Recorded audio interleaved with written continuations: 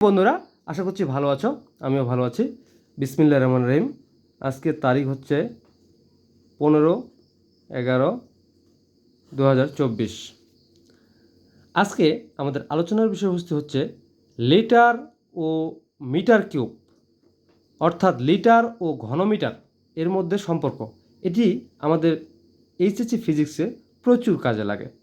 এর মধ্যে সম্পর্ক আমরা এটা অনেকেই জানি। 1 litre equal to 10⁻³ metre cube.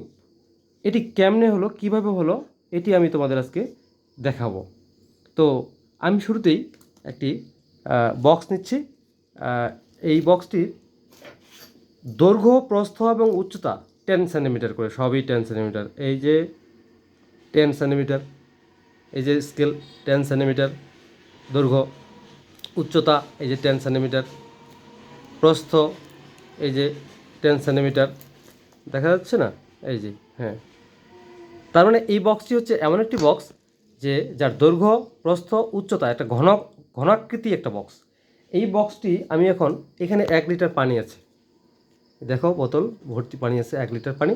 এই পানিটা দিয়ে আমি এখন এটাকে ভর্তি করব। দেখো দিচ্ছি পানি ঢেলে আমি এটাকে ভর্তি করছি।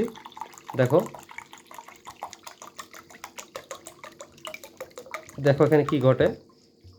1 লিটার পানি দিয়ে একটি 10 সেন্টিমিটার উচ্চতা, 10 সেন্টিমিটার দৈর্ঘ্য এবং 10 সেন্টিমিটার প্রস্থের একটি ঘনাকৃতি বক্স সম্পূর্ণভাবে ফিল আপ হয়ে গেল। তার মানে আমরা বলতে পারি, আমি এটাকে আলাদাখানে রাখি, আমরা তাহলে বলতে পারি যে 10 সেন্টিমিটার, এই বক্সের আয়তন কত? 10 × 10 × 10 সেন্টিমিটার কিউব আয়তন, ইকুয়াল টু 1 লিটার।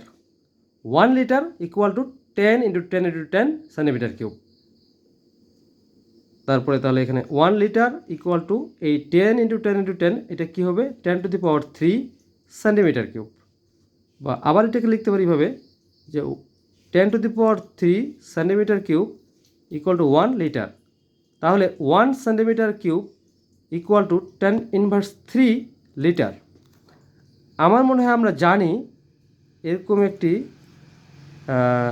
সূত্র যে 100 centimetre equal to 1 centimetre, 1 metre, 100 centimetre equal to 1 metre. তাহলে এটাকে আমরা উভয় পাশে ঘন করব। ঘন করলে এই পাশে কিউব, এই পাশেও কিউব। দেন আমরা লিখতে পারি এটাকে 100 × 100 × 100 সেই centimetre cube equal to 1 × 1 × 1 metre cube.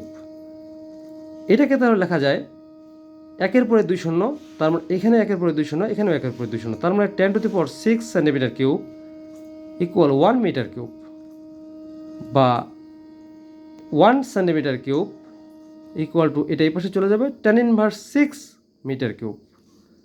তাহলে এটাকে আমরা যদি 1 নম্বর সমীকরণ দিই, এটাকে 2 নম্বর সমীকরণ দিই, দেখো তোমরা 1 নম্বর সমীকরণ এবং 2 নম্বর সমীকরণের বাম পার্শ্বগুলো একই। 1 centimetre cube equal to this, এখানে 1 centimetre cube equal to this. তাহলে আমরা বলতে পারি যে ডান পার্শ্বগুলোও সেম। তাহলে এটা বলা যাবে 10⁻³ লিটার ইকুয়াল 10⁻⁻⁶ মিটার কিউব। তাহলে 1 litre equal to 10⁻⁶ divide by 10⁻³ metre cube. That means 10⁻³ এটাকে 10⁻³ এটাকে উপরে চলে গেলে 10⁻⁶ সঙ্গে তাহলে পাওয়ারগুলো যোগ হয়ে -6 + 3 হবে, তাহলে -3 থাকবে, -3 মিটার কিউব। তাহলে 1 litre equal to 10⁻³ metre cube. আশা করছি বুঝতে পারছো।